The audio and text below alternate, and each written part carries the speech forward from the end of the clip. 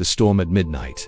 When God feels silent in your darkest hour. It happened at 2:43 a.m. Jordan had been awake for hours. His phone screen glowed beside him. The last message from the hospital etched into his heart like a scar. We're doing everything we can.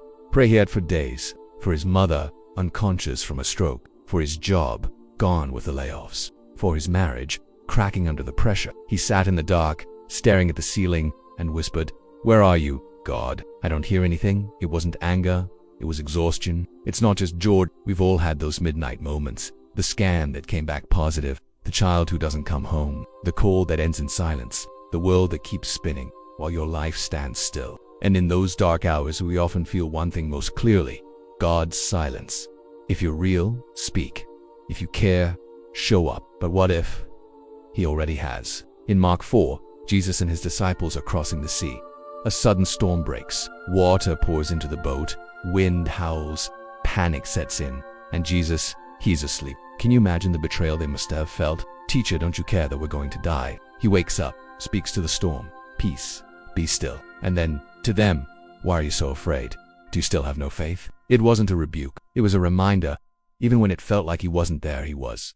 God's silence doesn't mean abandonment. Sometimes, he's just not speaking in the way we expect. Sometimes, his silence is his strategy to grow your faith, not your fear.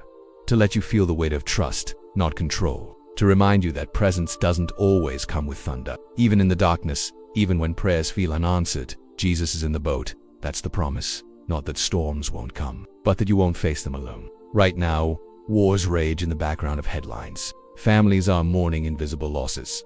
Inflation is rising. Isolation is real. Mental health is declining. And many feel like they're drowning in silence. The world is loud, but God seems quiet. Yet Jesus is still whispering, "Peace, be still. I haven't left." Discussion questions. Have you ever gone through a time when God felt silent? What helped you endure it? How can we trust God's character even when we can't feel his presence? How does this story challenge how we define answered prayers? Share your thoughts in the comments. Your voice could be the comfort someone else is waiting to hear. Next episode, the weeds and the wheat.